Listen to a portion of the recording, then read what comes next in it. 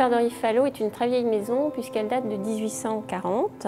Elle a été créée par un monsieur qui se nommait monsieur Léon Boulet. Elle a été transmise ensuite successivement auprès d'un monsieur Jacob, puis d'un monsieur Château.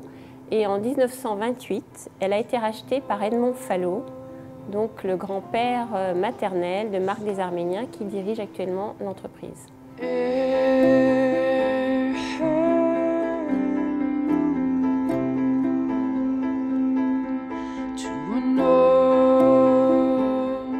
Le procédé de fabrication est assez simple puisqu'il faut 3 ingrédients de base. Nous avons besoin de graines de moutarde, bien évidemment, de ce que l'on appelle du verjus et du sel. Alors, le verjus, c'est ce qui est, entre autres, à l'origine de la réputation de la moutarde de Dijon, puisque dans la région, on avait un verjus qui était très particulier puisqu'il était issu d'un raisin à gros grains blancs qui s'appelait le bourdelat. Et il est vrai que grâce à ce verjus, la saveur de la moutarde fabriquée dans la région était vraiment particulière et s'est très vite distinguée de ce qu'on pouvait fabriquer ailleurs en France.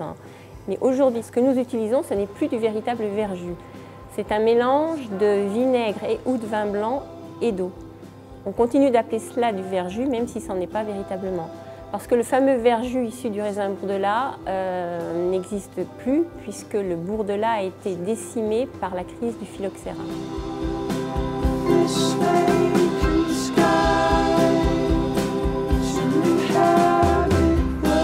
Alors, la particularité de notre maison, c'est que nous travaillons toujours de manière artisanale, avec un procédé ancestral, puisque nous utilisons des meules de pierre. Et en fait, l'usage de ces meules de pierre a pour but essentiel de limiter l'échauffement de la pâte. Parce qu'il faut savoir que la graine de moutarde est très sensible à la chaleur et si on la chauffe trop, il y a un processus chimique qui se réalise pendant la fabrication qui ne va pas pouvoir arriver à sa complète réalisation.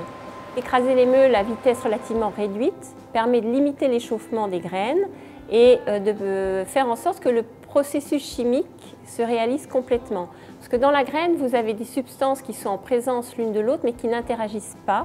Il faut les mettre dans un milieu liquide. Donc quand on fabrique la moutarde, on plonge les graines dans du verjus, ce qui fait que la réaction chimique va s'enclencher et en limitant l'échauffement, on va avoir une moutarde qui va être très forte et très piquante. C'est un peu la particularité de nos produits, puisqu'on a vraiment des produits qui sont très forts et très piquants.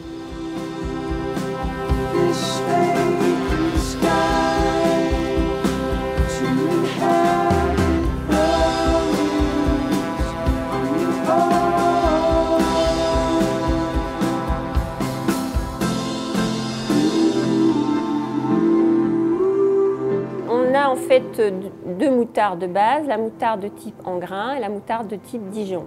Il faut savoir que quand on fabrique de la moutarde, on obtient une pâte qui en fait est de la moutarde de type Engrain. Donc c'est-à-dire qu'on a à la fois l'amande et l'écorce de la graine qui sont dans la même pâte. Et si on veut de la moutarde de type Dijon, donc une moutarde bien lisse et jaune, il faut éliminer l'écorce. Donc il faut tamiser la moutarde. Donc on la passe dans des grosses tamiseuses qui permettent d'avoir les 2 produits. Donc on a les 2 moutardes de base, la moutarde de type grain et la moutarde de type Dijon. Et à ces 2 moutardes, on peut ajouter absolument toutes les aromatisations que l'on souhaite. On a d'autres produits qui sont aussi dont on est très fiers, notamment la fameuse moutarde de Bourgogne, qui aujourd'hui est une indication géographique protégée et qui a la particularité d'être réalisée avec des graines qui sont cultivées dans la région, du vin blanc aligoté de Bourgogne et qu'elle soit nécessairement transformée sur le territoire bourguignon. Il faut savoir que la moutarde de Dijon est une appellation qui n'est pas protégée. On peut fabriquer de la moutarde de Dijon partout dans le monde dès l'instant qu'on respecte une recette en quelque sorte.